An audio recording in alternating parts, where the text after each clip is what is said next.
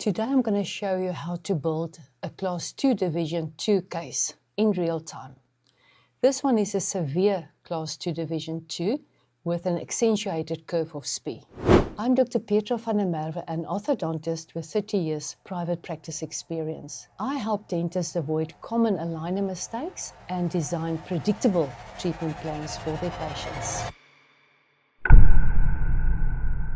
Looking at the top, there's going to be a little bit of equilibration needed, specifically on the, as expected, the medial edge there of the 4, the K9, and the 4 again. Most of the equilibration is going to be needed on the bottom K9s. Yeah, so I'm happy with that. The amount of interproximal stripping is still, for me, is overwhelming. But the result in terms of what the patient wants, leveling out of the curve of spee, that tooth can be filled up there and bleached and turned into a pretty tooth. Let me put it that way around. So what is our next step when we do a design? There's definitely still some small little bit of work needed. That triangle there would concern me, that one as well. Yeah, so the stripping may even become more if I close up that triangle there. I'm happy to that amount of stripping there. The lateral is the bigger of the front teeth.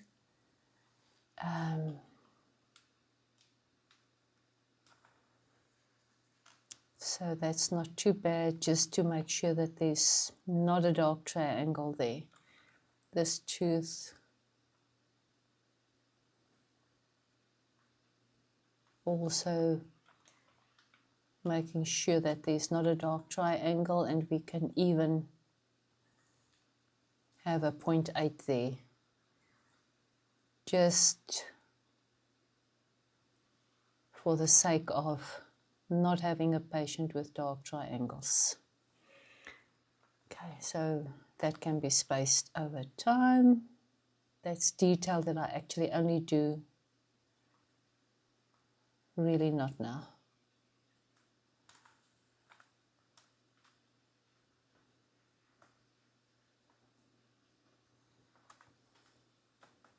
Yeah, that should be evened out. Next step, what I do when I do a design is that K9 isn't rotated properly. I don't like that. So that actually is going to create, that contact points there also calls for instability. And if we look at the upper tooth, if not properly reshaped there, with the hitting of that tooth there and the lack of a proper contact point, we may end up in instability. Yeah, that's a bit of a concern. I would like to, yeah, I'm not happy with that. And it's going to eventually end up with a bigger space problem. So let's just get this right. That's much better of a contact point there. Okay, we've got less problems there. I can move again. This is actually good news.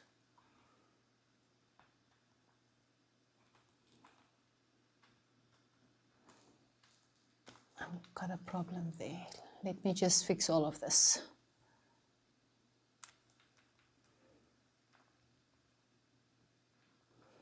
I think during the pre-processing of this tooth, this happened here, so let's just get rid of that. I don't think that is the real contour of the tooth, and that is going to help us to have space. That is where the teeth overlap. So let's just smooth it off there.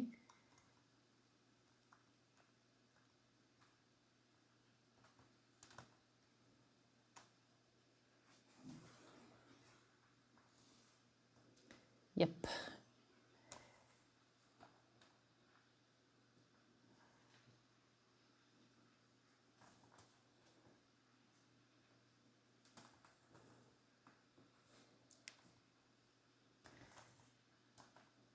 This contact point is worrisome, especially with that high contact there.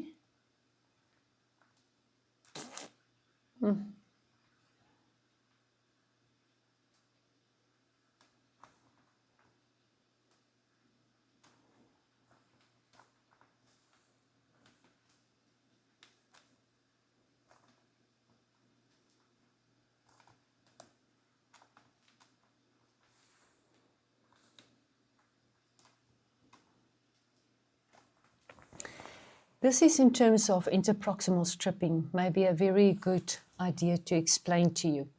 If we look at it here between the canine and the 4, it's a very broad flat contact point that's going to be created by this 0.35 stripping there.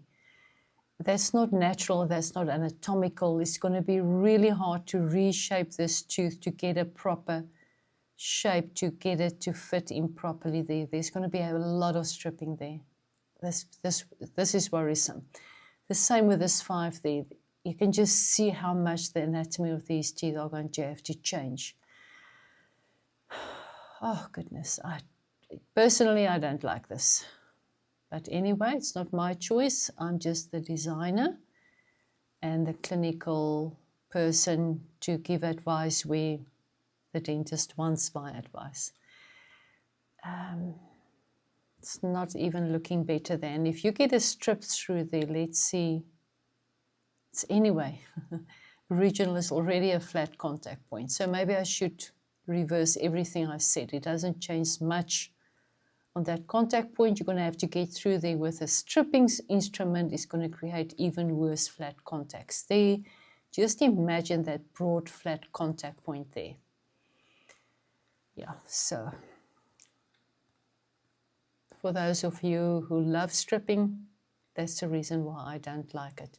This bugs me. It's playing with my visuals, with my eyes. So let's just do something there and see if that inclination's what is going on there. If I do that, then you can see that that tooth and that one is almost parallel. That one can maybe, yeah. I would actually do some stripping there. But now again, I'm busy with detailing. This is just to see what is a viable treatment plan here and what not. Okay, so next step is to go. I've established that there's going to have to be quite a bit of equilibration. There's going to be a lot of interproximal stripping, loss of anatomical contact points, food impaction, possible caries there. That is my view on interproximal stripping, especially in a case with this massive amount of stripping. So what is my next step? Let's just double check the upper teeth. I didn't move anything, so just leave that alone. Let's go to the bottom teeth.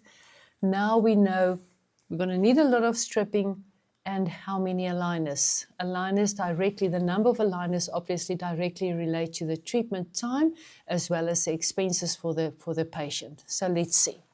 The way that we do it on this software is I open up this movement table here, or the treatment plan, go to the bottom and you can see all those lines are red. Only the 4-6 has got a little blue line. So the movement on the 4-6 needs one aligner. 4-5, let's pull it down. I can get away with 2. Starting to become more and more.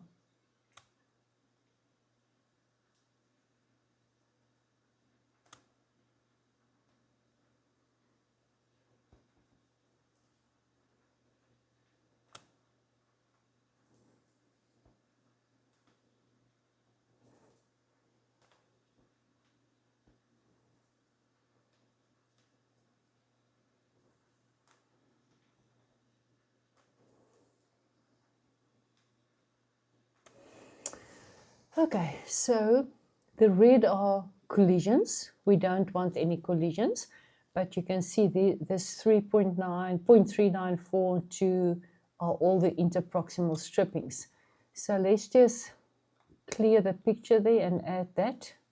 I'm sorry, not attachment, stripping, and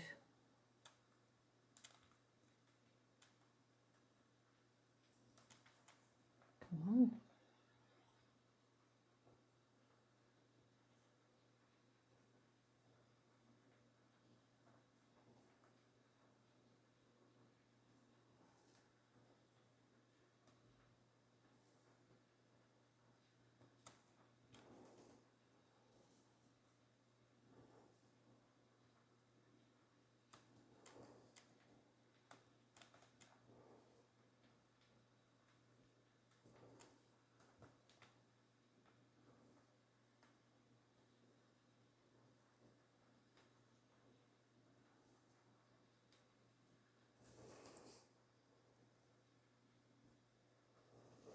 And there we go.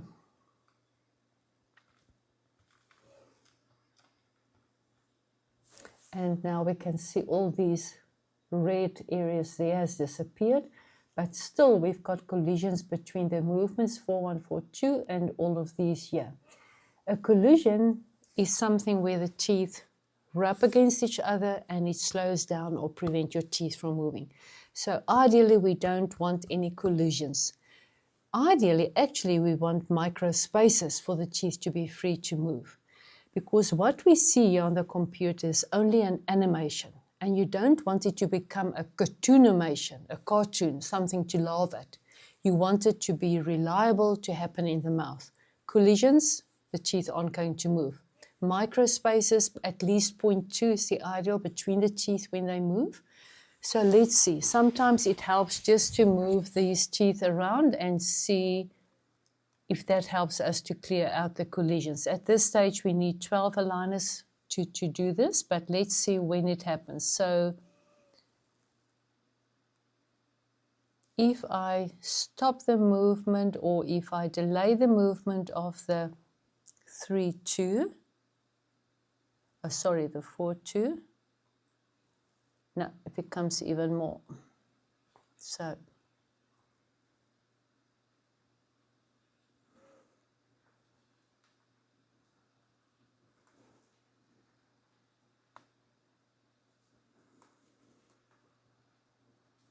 yes, I'm going to have to bring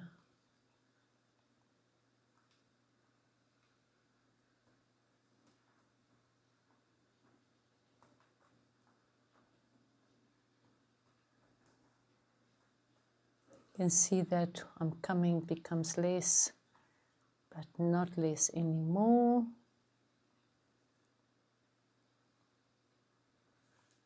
What's happening there?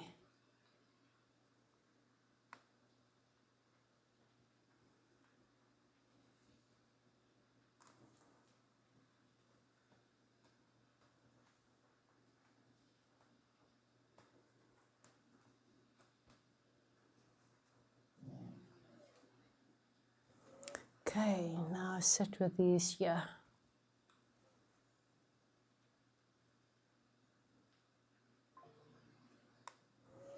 Move the 4-1 and 3-1 very light. What is there?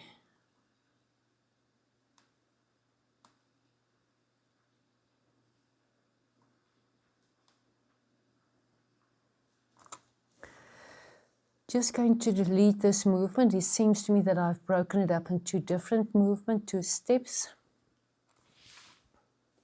Delete. Go to the final. And get that tooth into position again.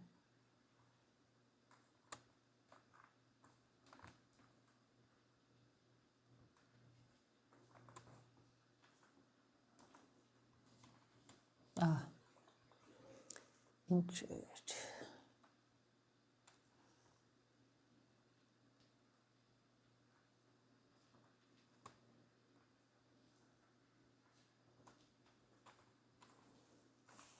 Okay, 4-2, let's just see if I still need that. Here we go.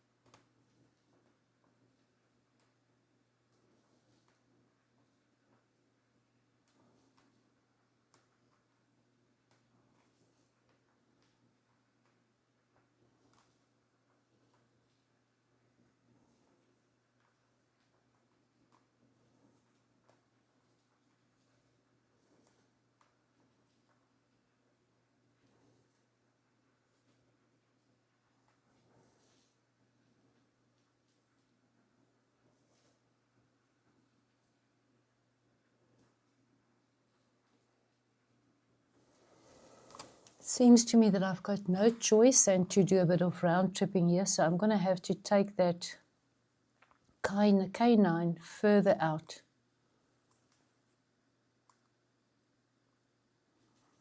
Then I'm going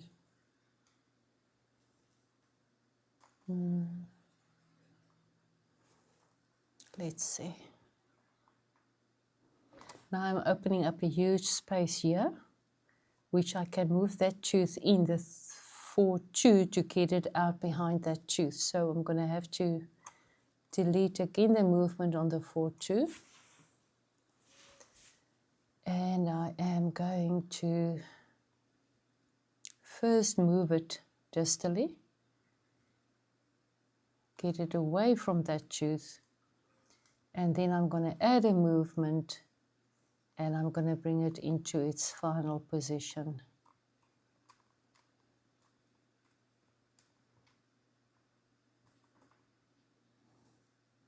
There, now I've got extra space. Let's just take that back. I need 3 aligners to move it distally, so let's just get that. There we go. And reduce this. There we go. So, voila. Lateral goes distally, then it starts coming forward into its place. And now I can delay the movement of the 3-1. Going to have to step there as well, but let's just take this canine back into its position by adding movement to get it back where it was. That's now a bit of round tripping, but now we've got all the collisions sorted out on that side.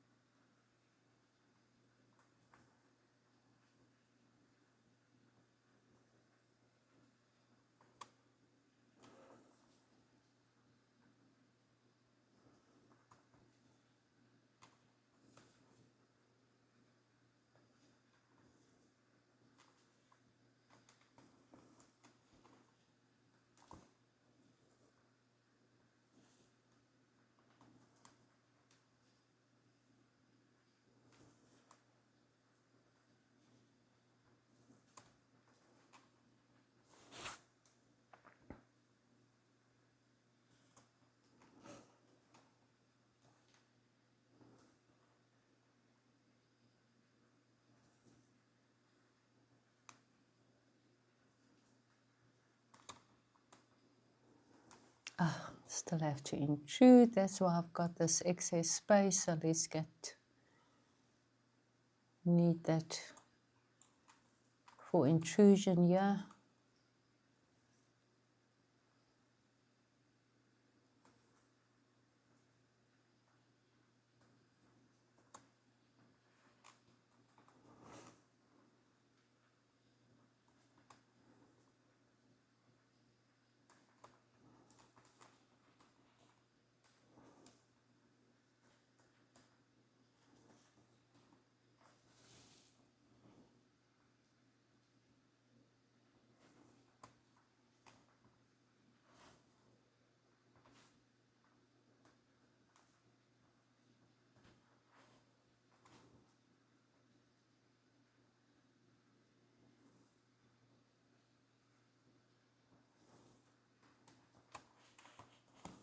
Okay, more or less back where I've been.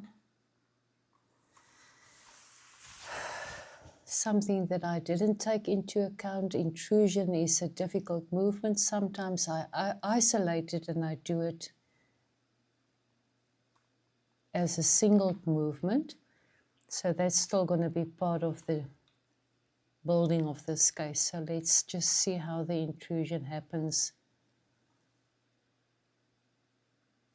Which is not bad. It seems to me in staging that the 2 laterals intrude and then the centrals. It's not all at the same time, and that helps for more predictable type of movement. yeah, so laterals and then the centrals go. And now we've got a bit of excess space there. We can sort out that later, but I like that contact points. So let's see.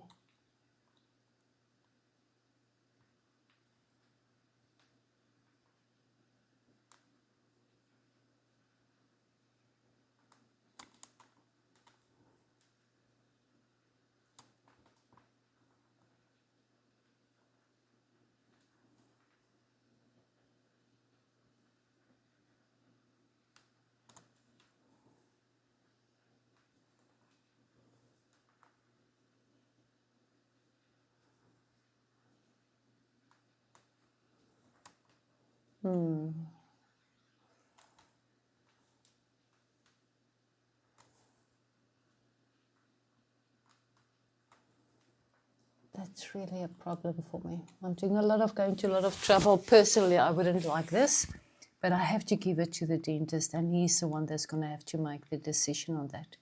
That contact point there on that 4 is really, really not advisable.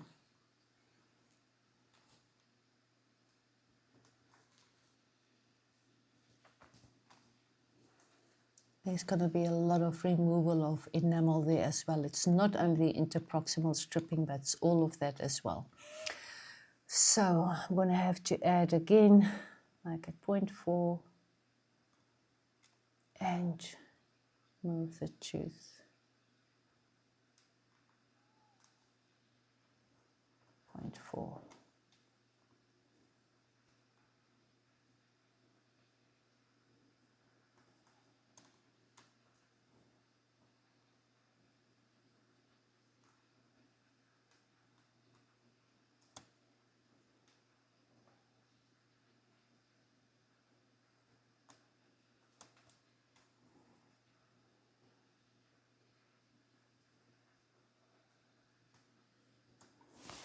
Okay, so we're back there.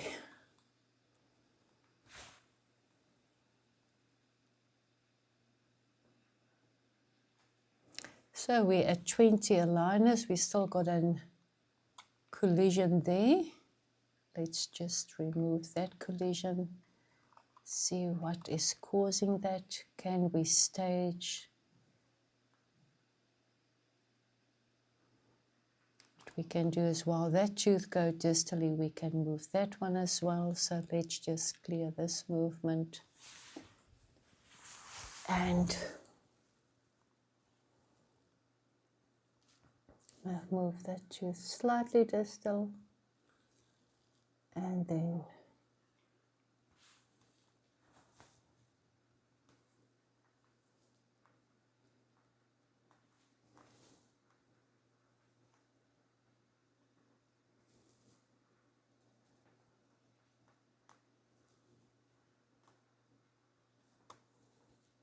have to make it the same time. Now the two teeth are going to move both distally, comes forward. Now I've got an interference there. I'm going to have to take it slightly back. That disappears, so I've got enough room there. And I've got this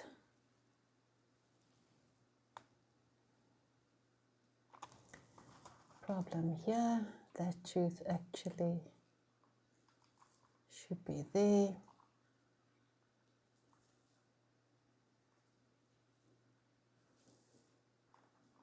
And there we go. But I've got a huge... I thought I removed it. Let's see.